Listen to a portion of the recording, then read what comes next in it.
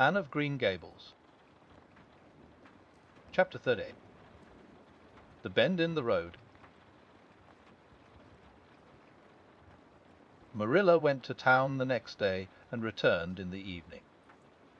Anne had gone over to Orchard Slope with Diana and came back to find Marilla in the kitchen, sitting by the table with her head leaning on her hand. Something in her dejected attitude struck a chill to Anne's heart. She had never seen Marilla sit limply inert like that. "Are you very tired, Marilla?" "Yes. No, don't know," said Marilla warily, looking up. "Oh, I suppose I am tired, but I haven't thought about it. It's not that. Did you see the oculist?" "What did he say?" asked Anne anxiously. "Wes, I saw him. He examined my eyes. He says that if I give up all reading and sewing entirely, and any kind of work that strains the eyes, and if I'm careful not to cry, and if I wear the glasses he's given me, he thinks my eyes may not get any worse, and my headaches will be cured. But if I don't, he says, I'll certainly be stone, blind in 6 months. Blind. Anne, just think of it." For a minute Anne, after her first quick exclamation of dismay, was silent. It seemed to her that she could now speak. Then she said bravely, but with a catch in her voice, "Marilla, darn, think of it.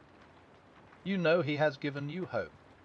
If you are careful you won't lose your sight altogether, and if his glasses cure your headaches, it will be a great thing." "I don't call it much hope," said Marilla bitterly. "What am I to live for if I can't read or sew or do anything like that? I might as well be blind or dead. And as for crying, I can't help that when I get lonesome. But there, it's no good talking about it. If you'll get me a cup of tea, I'll be thankful. I'm about done out. Don't say anything about this to any one for a spell yet, anyway. I can't bear that folks should come here to question and sympathize and talk about it." When Marilla had eaten her lunch, Anne persuaded her to go to bed. Then Anne went herself to the east gable and sat down by her window in the darkness alone with her tears and her heaviness of heart. How sadly things had changed since she had sat there the night after coming home! Then she had been full of hope and joy, and the future had looked rosy with promise. Anne felt as if she had lived years since then, but before she went to bed there was a smile on her lips and peace in her heart. She had looked her duty courageously in the face and found it a friend, as duty ever is when we meet it frankly.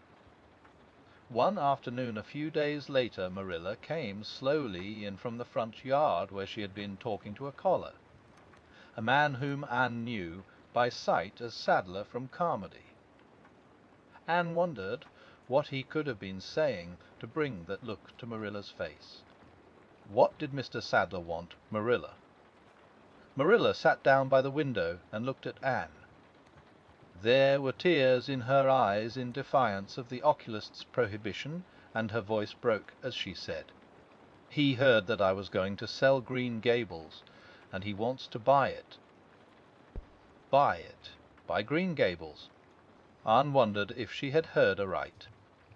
"Oh, Marilla, you don't mean to sell Green Gables?" "Anne, I don't know what else is to be done. I've thought it all over. If my eyes were strong I could stay here and make out to look after things and manage with a good hired man. But as it is I can't. I may lose my sight altogether, and anyway I'll not be fit to run things. Oh, I never thought I'd live to see the day when I'd have to sell my home. But things would only go behind worse and worse all the time, till nobody would want to buy it. Every cent of our money went in that bank, and there's some notes Matthew gave last fall to pay. Mrs. Lynde advises me to sell the farm and board somewhere. With her, I suppose. It won't bring much. It's small, and the buildings are old. But it'll be enough for me to live on, I reckon." I'm thankful you're provided for with that scholarship.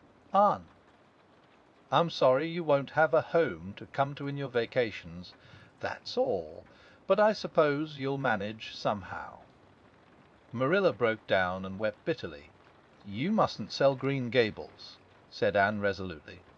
"Oh, Anne, I wish I didn't have to. But you can see for yourself. I can't stay here alone. I'd go crazy with trouble and loneliness. And my sight would go. I know it would. You won't have to stay here alone, Marilla. I'll be with you. I'm not going to Redmond." "Not going to Redmond?" Marilla lifted her worn face from her hands and looked at Anne. "Why, what do you mean?" "Just what I say. I'm not going to take the scholarship. I decided so the night after you came home from town. You surely don't think I could leave you alone in your trouble, Marilla, after all you've done for me. I've been thinking and planning. Let me tell you my plans. Mr. Barry wants to rent the farm for next year, so you won't have any bother over that. And I'm going to teach. I've applied for the school here, but I don't expect to get it, for I understand the trustees have promised it to Gilbert Blythe. But I can have the Carmody school.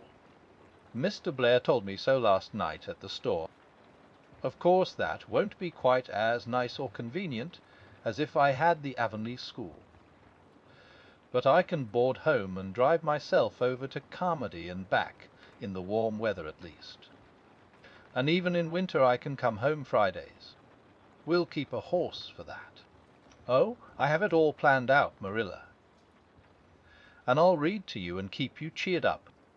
You shan't be dull or lonesome, and we'll be real cozy and happy here together, you and I." Marilla had listened like a woman in a dream. "Oh, Anne, I could get on real well if you were here, I know. But I can't let you sacrifice yourself so for me. It would be terrible." "Nonsense." Anne laughed merrily. "There is no sacrifice. Nothing could be worse than giving up Green Gables. Nothing could hurt me more. We must keep the dear old place. My mind is quite made up, Marilla. I'm not going to Redmond, and I am going to stay here and teach. Don't you worry about me a bit. But your ambitions, and I'm just as ambitious as ever. Only I've changed the object of my ambitions. I'm going to be a good teacher, and I'm going to save your eyesight. Besides, I mean to study at home here and take a little college course all by myself. Oh, I've dozens of plans, Marilla. I've been thinking them out for a week. I shall give life here my best, and I believe it will give its best to me in return. When I left Queen's my future seemed to stretch out before me like a straight road. I thought I could see along it for many a milestone. Now there is a bend in it. I don't know what lies around the bend, but I'm going to believe that the best does. It has a fascination of its own, that bend, Marilla. I wonder how the road beyond it goes, what there is of green glory and soft, checkered light and shadows, what new landscapes, what new beauties, what curves and hills and valleys further on. I don't feel as if I ought to let you give it up," said Marilla, referring to the scholarship. "But you can't prevent me. I'm 16 and a half, obstinate as a mule, as Mrs. Lynde once told me," laughed Anne. "Oh, Marilla, don't you go pitying me. I don't like to be pitied, and there is no need for it. I'm heart glad over the very thought of staying at dear Green Gables. Nobody could love it as you and I do, so we must keep it." "You blessed girl," said Marilla, yielding. "I feel as if you'd given me new life. I guess I ought to stick out and make you go to college. But I know I can't, so I ain't going to try. I'll make it up to you, though, Anne." When it became noised abroad in Avonlea that Anne Shirley had given up the idea of going to college and intended to stay home and teach there, was a good deal of discussion over it. Most of the good folks, not knowing about Marilla's eyes, thought she was foolish. Mrs. Allen did not. She told Anne so in approving words that brought tears of pleasure to the girl's eyes. Neither did good Mrs. Linde. She came up one evening and found Anne and Marilla sitting at the front door in the warm, scented summer dusk. They liked to sit there when the twilight came down and the white moths flew about in the garden and the odour of mint filled the dewy air. Mrs. Rachel deposited her substantial person upon the stone bench by the door, behind which grew a row of tall pink and yellow hollyhocks, with a long breath of mingled weariness and relief. I declare I'm getting glad to sit down. I've been on my feet all day, and £200 is a good bit for 2 feet to carry round. It's a great blessing not to be fat, Marilla. I hope you appreciate it. Well, Anne, I hear you've given up your notion of going to college. I was real glad to hear it. You've got as much education now as a woman can be comfortable with. I don't believe in girls going to college with the men and cramming their heads full of Latin and Greek and all that nonsense. But I'm going to study Latin and Greek just the same, Mrs. Linde, said Anne, laughing. I'm going to take my arts course right here at Green Gables and study everything that I would at college. Mrs. Linde lifted her hands in holy horror. Anne Shirley, you'll kill yourself. Not a bit of it. I shall thrive on it. Oh, I'm not going to overdo things. As Josiah Allen's wife says, I shall be medium. But I'll have lots of spare time in the long winter evenings, and I've no vocation for fancy work. I'm going to teach over at Carmody, you know. I don't know it. I guess you're going to teach right here in Avonlea. The trustees have decided to give you the school. Mrs. Linde, cried Anne, springing to her feet in her surprise. Why? I thought they had promised it to Gilbert Blythe. So they did. But as soon as Gilbert heard that you had applied for it, he went to them. They had a business meeting at the school last night, you know, and told them that he withdrew his application and suggested that they accept yours. He said he was going to teach at White Sands.